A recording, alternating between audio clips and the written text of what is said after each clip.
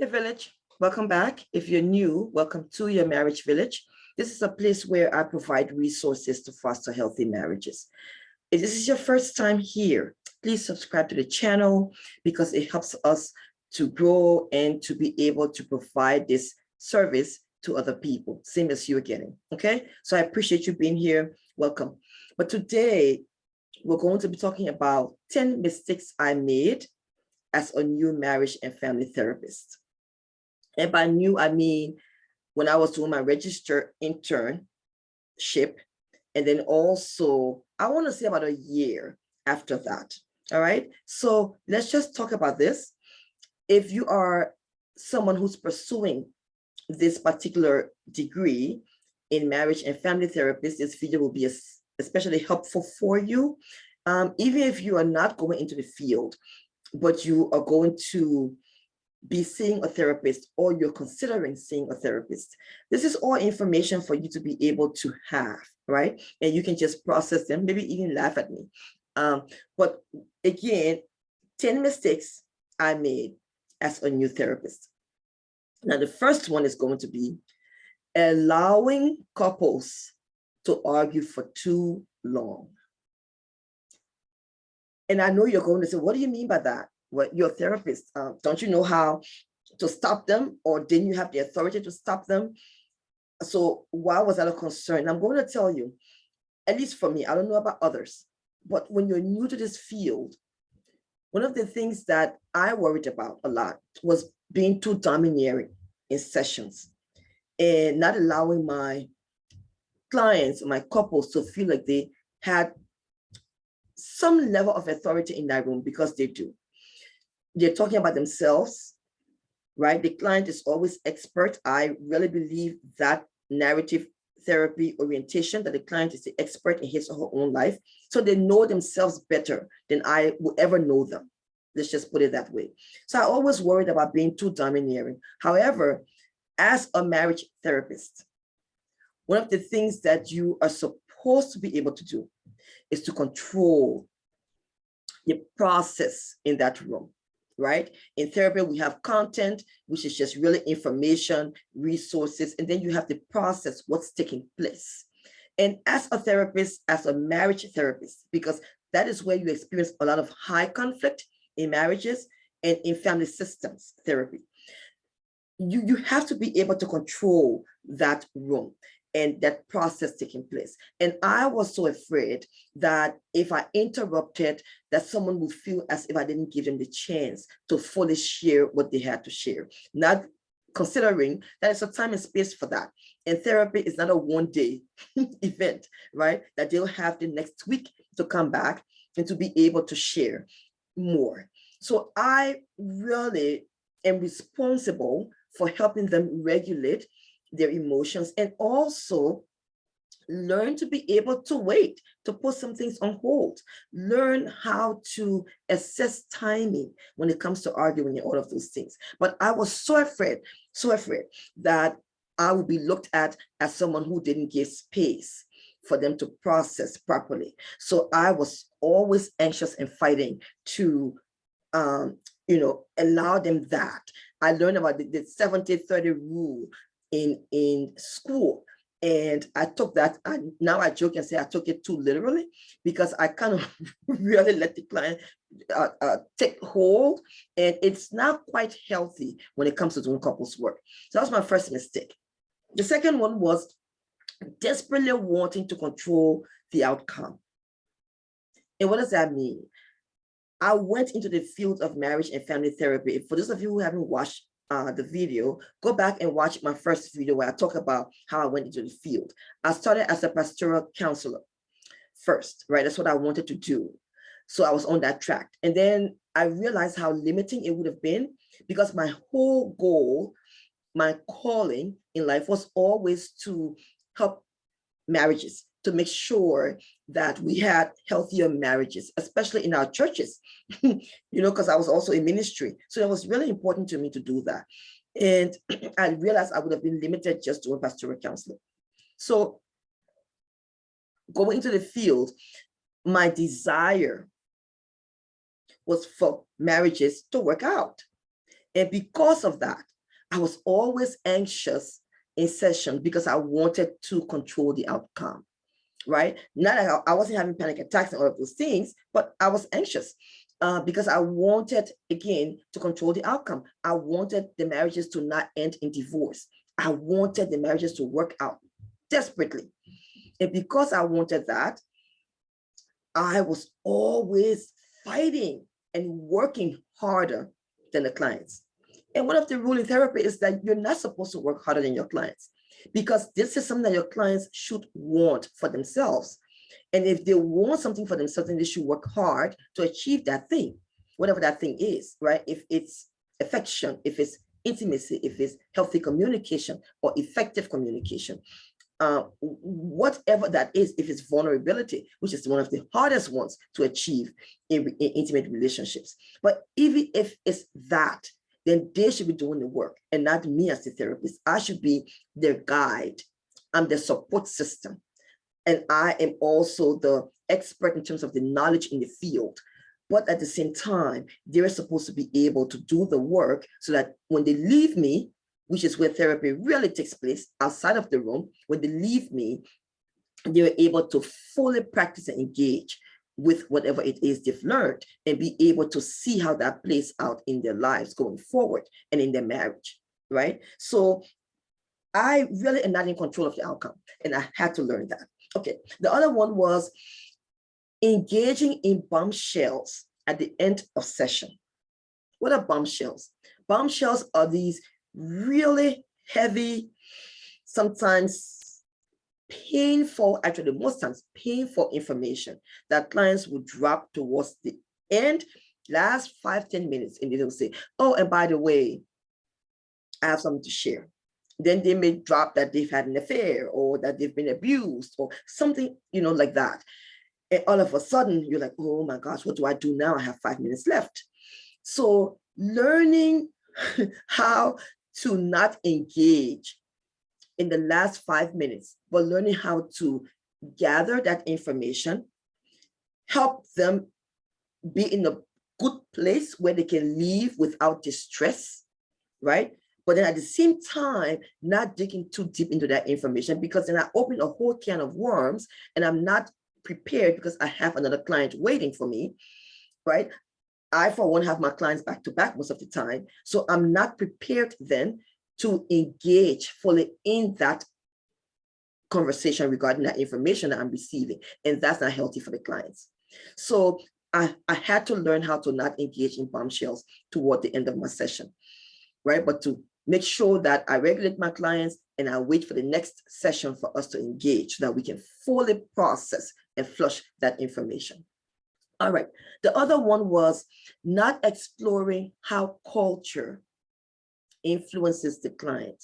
And I know we learned this in school, talking about cultural competency. I took courses on this and all of that. I'm really big on that now myself, coming from a different culture, knowing how important it is for other people to consider that when they interact with me, in this country or any other country that I'm not originally from. So I had to really come back and begin to apply that more in my sessions, being able to be curious with the clients about how their culture influences or how the different cultures influence their behaviors, right? You may have a client who may not be big on eye contact. And maybe that's because that in that client's culture, eye contact has a whole different meaning. It's not the same as it may mean here or in my country or in any other country. So, or maybe even within their family system, eye contact was not the thing. So something like that is important to know as you're working with your clients. If your client is not deliberately sitting there and looking into the spouse's eyes, you need to understand why that is and not draw conclusions that the person may not be in love with their spouse or they don't care about the spouse, because that's not necessarily so, right? Another thing is even laughter. Some things are funny in some cultures, some things are not. Dress code, right? There's so many things, but to be able to understand the client within their cultural context, that was something that I had to learn. And it has really served me well in therapy. All right. Moving too fast is my next one, right? So this is my fifth one, moving too fast. And what do I mean by that? I mean rushing the process, not sitting with the pain or the joy. Because sometimes the clients might be in a place where we're so excited that they've gotten here. They have gotten great insight, and all of a sudden they have this light bulb moment, right? And some kind of big awareness is taking place, and you're so happy that you skip to the next topic. And that is not really healthy in terms of the therapeutic process in that room. It's important to have your clients sit with whatever they're experiencing, whether it's pain or whether it's joy, right? You can celebrate with them, but allow them to enjoy that moment. And I had to learn to do that with my clients, to be able to just enjoy the moment with my clients and sit with them in it. And even if it was difficult to sit with them in that pain and not try to move along so that they don't feel the pain and I'm not uncomfortable, because that's really what it comes down to. It's about how comfortable I am with pain. That's how comfortable I'm going to be in allowing my clients to sit in their pain. So I had to learn to do that. So number 6, trying to build intimacy in high conflict. Oh my gosh. If you were to ask me to rate on a scale of 0 to 10, what I think my biggest mistake is, this would be it. It is trying to build intimacy in high conflict. I'm a hopeless romantic. I love to see people in love. I love to see people happy, right? Especially if they're married, even more so. If they have kids, oh, even more so. So my thing is, I had to learn not to be too pushy with, again, eye contact or holding hands. That is all part of the therapeutic process, yes. But it doesn't have to happen between week 1 and week 5 or even week 8. It needs to build organically, naturally in the room. And you get a good feel of when that time is. And sometimes you don't even have to encourage it. Sometimes the clients will just do it because now they've connected, right? The tension is reduced. The resentment is sometimes even minimizing, and they just come together naturally. That is the most beautiful way to experience this, rather than me trying to say, okay, now turn to each other and I'm going to have you all, engage for 2 or 3 minutes. Again, that is a part of the process. You need to do that at some point in therapy. It's important, right? For connection, for bonding, all of that. But I didn't need to force it or to push it. And that was my biggest mistake. And it came to my awareness when a client once asked me, in full transparency, said to me here, why so soon? And I thought, man, this is not good. So I learned, right? Because part of being a therapist is doing my own work. So I don't beat myself up for mistakes. I learn from them. I grow from them. I become better, wiser, even stronger from them. And so I learned from that and never made that mistake again. And I always now allow that to happen organically. When the timing is right, we all feel it in the room.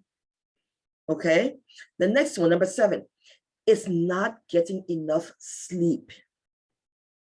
I'm a night owl, if you know me. I stay up late, I work late, I'm always reading, I'm always learning. I love what I do. You probably figured that out by now. I really, really love what I do. And I spend a lot of time researching because I also enjoy research. I research a lot. I read the new sciences that, science that's coming out. I read the new information that's out. I read the new data. So for me, it is important that I also be mindful about getting rest. Because then what happens is I start to feel, of course, tired faster, right? Other than that, I may not be able to endure some of the very hard topics that come up in session, especially working with couples. It can be very difficult sometimes. And if I find myself, though I have never, thankfully, never made my clients feel like they were a bother to me because they had a hard topic for us to discuss, explore, flush. Never. I've always sat with them. But on the inside, I was restless. And I knew it was because I was tired. So learning to rest, learning to get enough sleep, that was a big one for me. And that was a huge mistake that I was making, not sleeping enough and thinking that I could go and run 8 hours, a day seeing clients. That's just impossible because my work is a very emotional work. It involves a lot of emotional, mental muscle. And if I don't have that, then I really can't do my work well. So the other thing is not taking vacation. Now, in my family, we love to travel, period. So we tried to do that. We did that more when I was in school. I would just study on the road and I would study in the hotels. And I never deprived my family of taking the vacation that they needed. And that's something that I will talk about someday. I'll do a video on that, how you balance your family and your personal life when you're going through school, especially higher education. But I never deprived my family. I never said, no, we can't go. No, I have too much to do. I don't want to do it. I always went, even if I stayed in the hotel and did my work while they were out, I was with them. And that's what mattered. So we did that. So not taking enough vacation. Once I now was not in school and, just out working. And I've started doing that more. I now realize the importance of leaving my home, because when I'm home, I am going to work.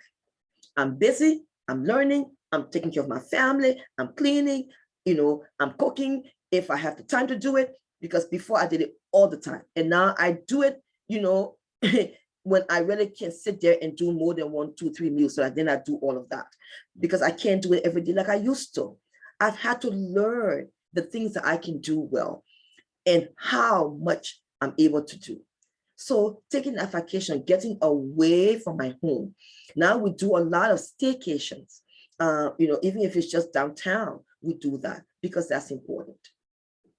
And the number 9 one is taking personally when my clients don't return, as if I'm responsible for that.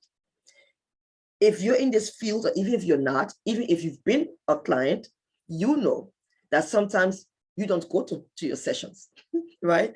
And if you're in the field, we know very well that clients sometimes will just not show up, or they may take a break without consulting, right? With the both of you agreeing that it's time to take a break, and then you can gladly put someone else in that place as they take that break.